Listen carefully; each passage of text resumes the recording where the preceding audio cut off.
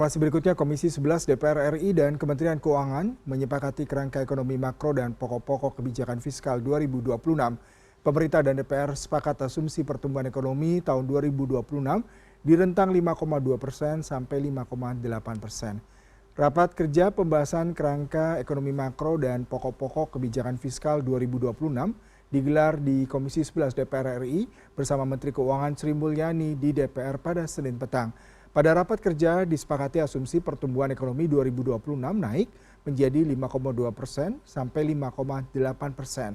Sebelumnya pada tahun 2025, realisasi pertumbuhan ekonomi berada di level 4,7% sampai 5%. Pertumbuhan ekonomi 2026 didorong oleh konsumsi rumah tangga sebagai yang diperkirakan tumbuh di angka 5% sampai 5,5%. Investasi diperkirakan tumbuh 5% sampai 5,9%. Konsumsi pemerintah 3,8% sampai 4,5%, ekspor 6,5% hingga 6,8%, dan impor 7,2% sampai 7,4%.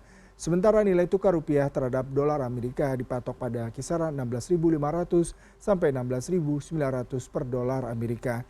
Tingkat inflasi di level 1,5 sampai 3,5%. Kemenkeu menargetkan suku bunga surat berharga negara tenor 10 tahun berada di level 6,6% sampai 7,2%. Tingkat pengangguran terbuka akan menyusut 4,44% sampai 4,96%. Hasil raker asumsi pertumbuhan ekonomi 2026 selanjutnya akan berlanjut ke Badan Anggaran DPR untuk dibahas kembali bersama seluruh komisi dan kementerian atau lembaga.